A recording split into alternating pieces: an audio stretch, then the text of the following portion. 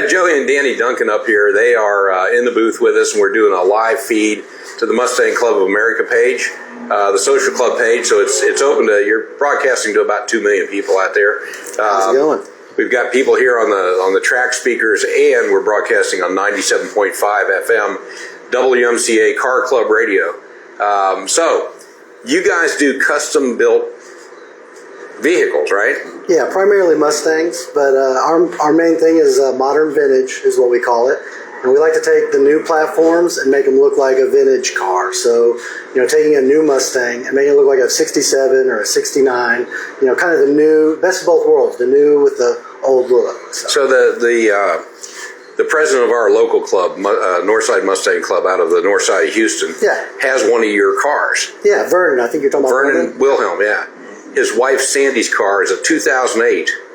It's actually 2006. Yep. 2006. Yep. Built to look we like make it confusing on purpose. Well, no, I got a good story for you, and now I'm going to ask you some questions on it.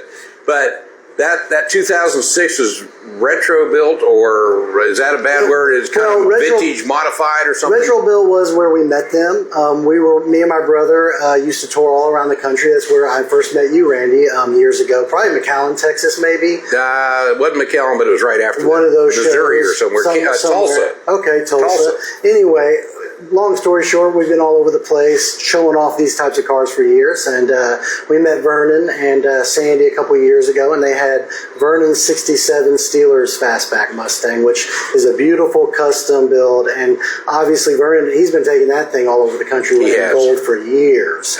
So it was already kind of a legendary car when we first met them. And I remember me and my brother seeing it, just kind of fall in love with the car and thinking, like, wow, it'd be really cool to do a car like this one day. We love the stripe pattern. We love just every little touch to the car was done really well, we thought. So it'd be cool to do a modern vintage version like this. Take an S197 Mustang and then see if we can't make it look like this 67 Fastback. And the more we got to talk with them, they had seen some of our builds, and Sandy, I guess, fell in love with kind of what we did and said, I guess somehow convinced Vernon, hey, how about you cough up some dough for these guys and let them build me one? So the rest is history. It would have been a lot better looking car, actually, if you'd have colored it with Dallas Cowboys colors. In my opinion. I'm going to plead the fifth on that. I'm just the builder. I only threw that in for Vernon and Sandy. Now, if you wanted to have one built like that, well, you guys are in. Y'all are in. Now then, they can have rival cars. You take them out on the track here and see which one wins. That's right. Yeah. Well, the Cowboys would win that one. We'll let this Vernon see what he thinks. Vernon probably has a different take on that story, but at the end of the day, we got to make them a custom built, Steelers themed S197 Mustang that looks like a 1967 Mustang. So this is the thing, and we did the Houston Autorama, and the two cars were beside each other. Yeah. And before the show opened, Sandy kept saying my car's been classified wrong, and I don't remember where they had it classified. I think they had it classified in the 68, but 3 ISCA judges came over. Yep.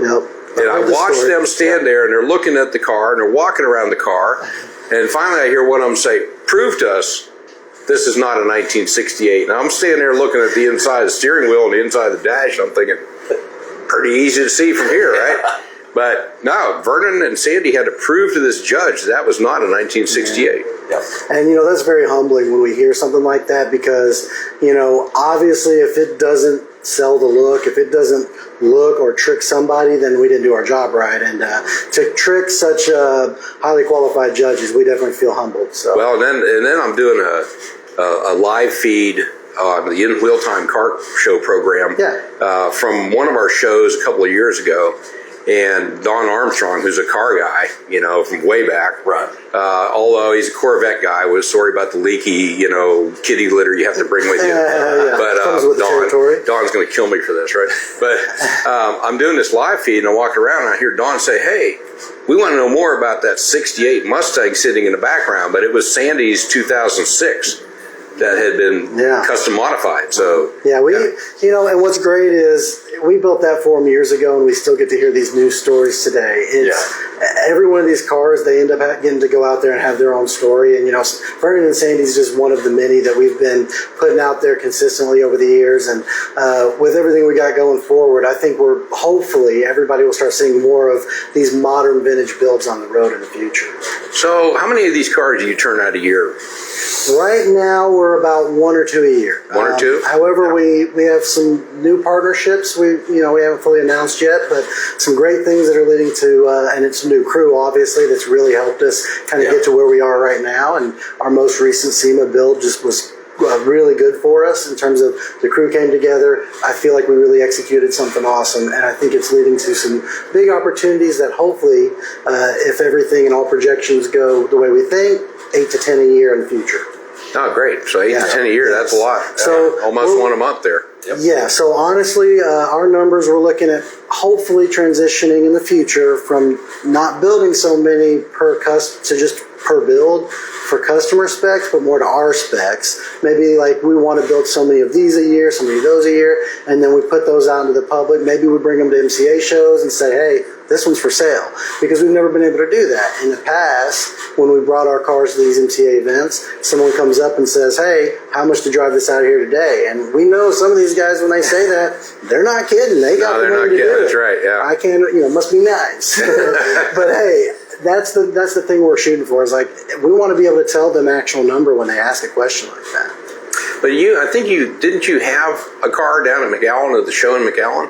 In McAllen, we did. We had, that one was like a flagship car for Retro Build. It was one of the early ones. I think that was a 2010, and that would have been Frank Roberts' build. And yeah, that one kind of was one we took to a lot of shows back in the day. I think I remember the judges having to go back to the booth, because the judges got handed their packet. That was one of the first MCA shows we ever took one of these cars to, probably 2018. And man, that was a fun time, because I remember the judges having to go back to the booth where they were handed their packet to go judge the car, and they were saying, well, where's this 69 Mustang you guys said to go, or this 2010 Mustang you said to go look at? We only see a 69 over there that's that color. I said, no, go look again, that one's a 2010. And so these judges go back and they're like, oh, well, you fooled us, we got egg on our face. Yeah. That was the exact words they used. Yeah. So that's the quality job y'all do. Well, and we honestly feel like that since then, any judges that may have been at that show in McAllen, I feel like if they were here today and they saw the car we brought here today, Randy, I feel like they would just be in awe at how far we've come since then, because today we brought something really special for you. Yeah. We brought a 2012 Boss 302 Laguna Seca that we have put such custom work into. We put designs in this car that you've never seen on a Mustang. There's like 9 or 10 different design features in this. You got things you wouldn't normally expect to see, but I feel like we did it subtly enough that people will appreciate. You've got that car here at the event. Yes, sir. It's down at the first stop. Where's it out here? Oh, we got a guy spinning out over here. That caught my attention. Oh, yeah, all right. Oh, he saved it from the wall. That's good. Good job. He just missed that wall. Man, I'm sorry. That caught me. what are the odds he would have come to a stop right in between the two walls? Yeah. Good save. All right, well, back to it. So, yes, we have a 2012 Boss 302 Laguna Seca. As rare as it is, we cut that thing up and we made it a one of one. And it is down at the first trolley stop of the 4, I guess. So, yeah, the first tram stop. So you can be right over here by the vendor area. Yeah, it's blue with bronze wheels and green calipers. It's very unique. You can't miss it. But I guess you could miss it. This is a pretty big show you guys are doing. Pretty big show out here, You could miss it. So let me be very specific. It is close to the CJ Pony Parts booth, the MCA booth, and that vendor area. Not where all the show cars are, the judged cars, but it is in the vendor area. But we don't have a tent or a booth. The car is just right there for you to walk up to and appreciate. It speaks for itself. It speaks for itself. The car is your display, right? Yes. Yeah. Yep. Yeah, if we go back a couple of years, we were at the Road Atlanta. Okay, yeah. Or Michelin Motorsports Park, I think they renamed it back then. You guys had, of course, Vernon and Sandy's cars there. There was some guy that's a professional wrestler. Yep. that you guys built a car for. He was out there as well. Yeah, we had, I know what show you're talking about. That was a fun one, too. That was a good show. We got that wrestler's car out on the track. He was driving it. We got some video I remember we put on our Instagram. I missed all that. Yeah, because you were pretty busy, I'm sure. Yeah. But what was fun is how many Mustangs we got on the track at once. Do you remember that? We got some great pictures and video of that. Yeah, it was cool. I did get out there with some parade lap stuff and have, all that running. Because the parade lap, I mean, I don't know how many count there was, but there was a lot of Mustangs on the track at once. It was cool. No clue. I was at the very end of that thing, or second car at the end. I remember some guy broke down. Yeah, right? That's the fun thing about these MCA events, because you guys always outdo each other, yourselves each year. It always becomes something bigger and greater, and even this event. I didn't realize after the first day until yesterday, I finally got to leave our car, kind of get out a little bit, see Vernon and Sandy, even Chuck and Renee, who are here today. We built a car for them years ago too with the Retro Bullet. That car is here, so I got to catch up with it. So, but that's what I love about these shows. But yeah, well, it's amazing. It's amazing to me. You've got the track event running, which MCA's gotten very good at running the track event and the car shows. But you've got the judge car show on different levels up here. Yeah. You've got the display area over there. You've got all the vendor area, the manufacturer's midway, and the autocross running back there by the Gateway Mustang guys are running that. Yeah. I gotta say, I really think that this Barber track is like the perfect location for this event. I didn't really realize until yesterday, really, after the first day, and I really got to kind of get a little bit more of the spectator experience. Like, you guys have really, the whole event staff, you guys have really done a great job. Well, the track people who own this track are pretty incredible also. I mean, you can look at this track and it's the attention to detail and layout.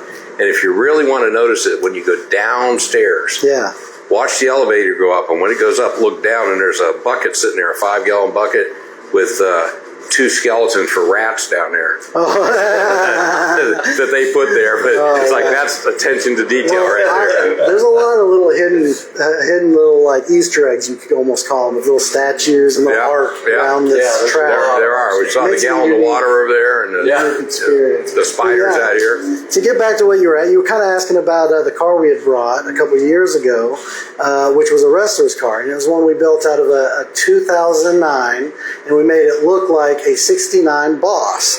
But normally on a Boss, Mustang, where the C stripes or maybe matte black, and the hood would be matte black. Even the spoilers could be matte black. Anything matte black, we decided to reverse and make it semi gloss black, and the rest of the car matte black. Okay. And it gave it a very unique look. And that one actually won an award. I know that show. So. Did he get an award? Yeah, he won because. It was the only show, mind you, we've got to take his car to a lot of shows, but that guy's a busy guy. He wrestles in front of millions of people for WWE every week.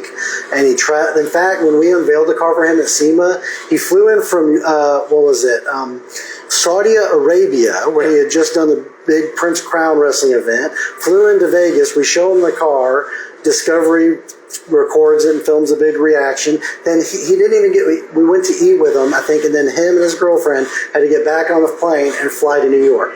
And they were there not even a full day. Yeah. And that's how busy he is. Yeah. So he doesn't get to make it to much of these shows, but he does let us take the car to him whenever we want. And that was the only show he's ever got to go to with us. Well, he got a picture with the gold and everything. I didn't get a chance to talk to him, but my understanding is a fairly well-known WWE wrestler. He is, and after that day, he's also an MCA member. Oh, he's an MCA member. He signed up. We signed him up that day. All right, I got to ask you his name. I was going to say, are you going to drop his name? His name is Trevor Ricochet Man. He wrestles under the name Ricochet every week. And yeah, he's a great guy. Not only is he one of our good friends, he's actually my brother's best friend. They grew up together. And my brother was the head.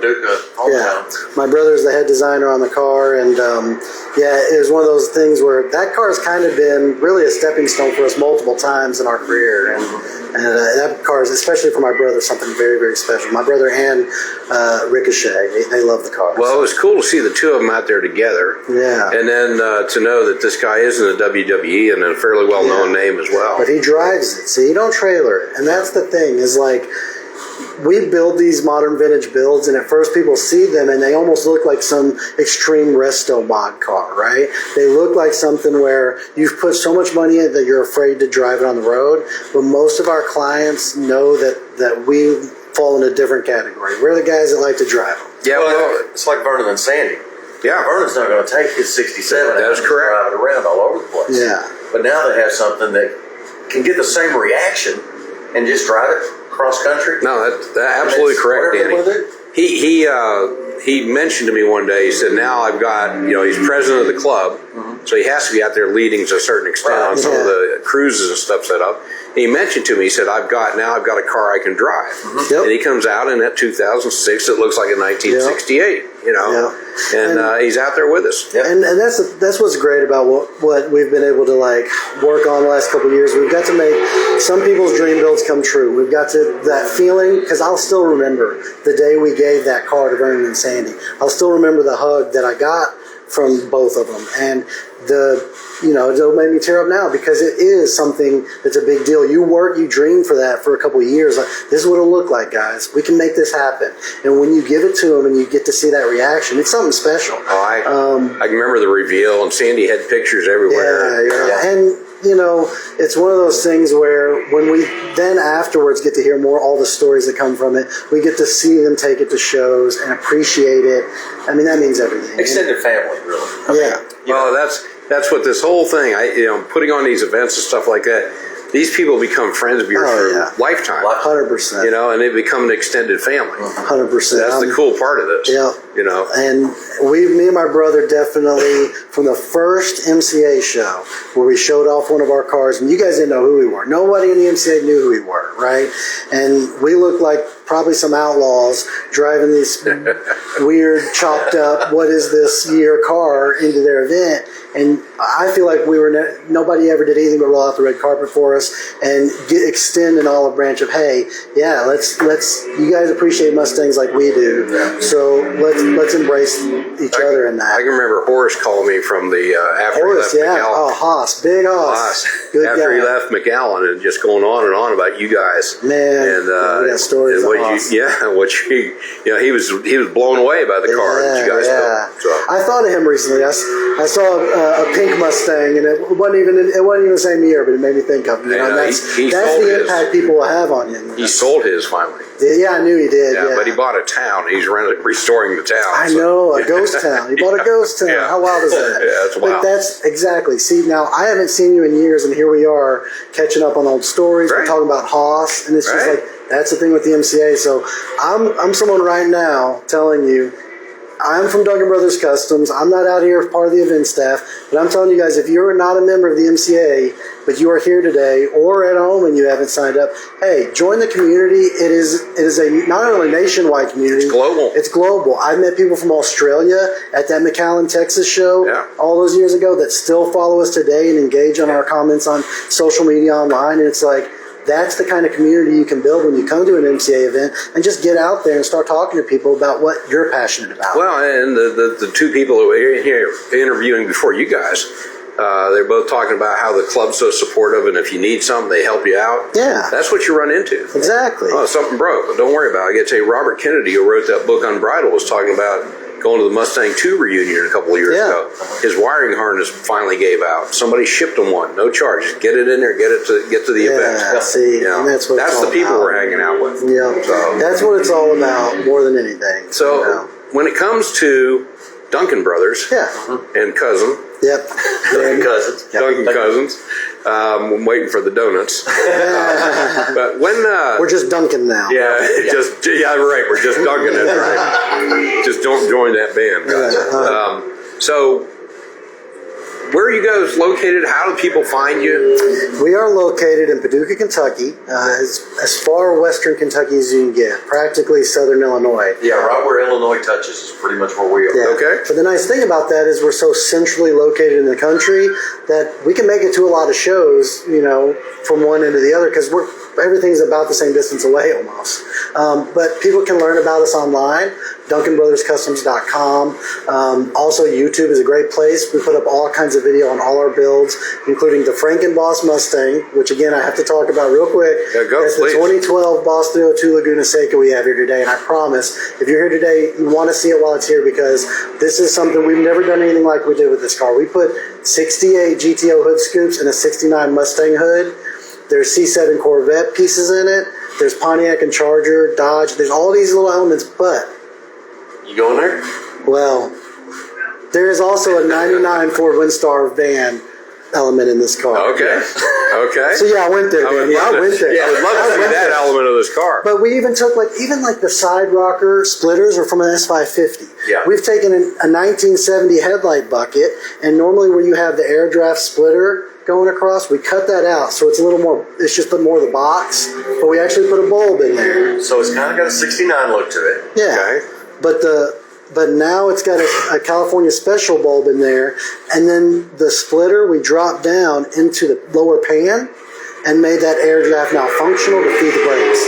Nice. So it's just, if you ever wanted to see a completely different take on a 70 front end, and just really honestly a muscle car in general, but it's still, we feel like it still represents Mustang at the core. Yeah.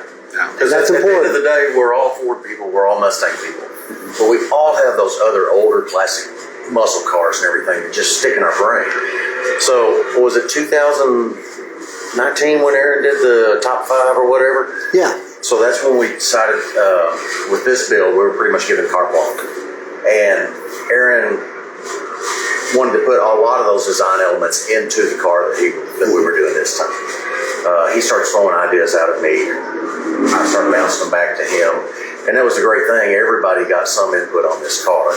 Yeah, we like this. Yeah, we don't like this. What about this? How about this?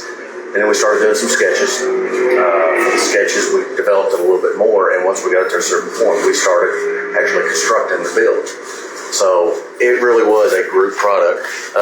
Yeah, the shirt. I don't know if the camera can show it. See if you can get that. That's part of the early sketches that he It drew. goes from sketched to kind of an engineered drawing to a color drawing, and then the final step. So that's the 70 headlight bucket I was just telling you about, right there. And you can see we dropped the little splitter out of the headlight bucket down onto the pan. But these shirts are also available on DuncanBrothersCustoms.com. Shameless plug. A shameless plug. And you got the Frankenboss this over is here also. actually the drawing that I did from the original artwork. Yep. And we tried to stay as true to it as we actually could. So. No, I forgot we were wearing these. That worked. Yeah, no, That worked great. That's actually pretty cool because you've got it from hand-drawn Yeah. concept all the way over. Exactly. Yeah. Exactly. Pretty cool. This was No the computers first. here. This was the first year we didn't go with a 3D rendering like artist to do it, and we just had Danny do hand drawings. And there's something about that personal touch you get with that. I'm gonna throw a dart here. Somebody's mom sent out a memo and said, "This is how you're going to dress today." No, I mean Well, they didn't dress us the same. Yeah. So, you know, we've got a little variance. yeah. I mean, we are here showing off the Frankenboss right now, so yeah, we're definitely all Frankenbossed out for sure. Well, you're over at Tram Stop number 1, right come across see, from that. Come see the Frankenstein Mustang, the I Frankenboss. think we're like at F12 is our tag on.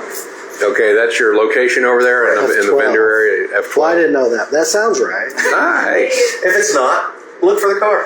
Well, I've got somebody in the background giving us a thumbs up. You're correct. 11 and 12. Yeah, 11, 12. Good, that sounds So we'll good. get some folks over there if they're here at the track. They should Come come over and talk take a to us. look. And look at Sandy's Wilhelm's car, and who else has a car out here? So Vernon and Sandy, they have, Sandy's car isn't here, so you Right. can't see the That's other right. two. Sandy's car is not But here. Vernon's That's right. is. You could see But- that inspiration. But there is a car here that we built a couple years ago called the Retro Bullet. It was a 2008 Bullet. We made look like the 1968 Bullet car, Okay, yeah. the hero car. And so it is actually in the top of these 3 rows. So is this a judged cars, I guess? The top row towards the back, or they were Right, yesterday. yeah, but yeah, I haven't they're still seen. up I there. assume they're still there today.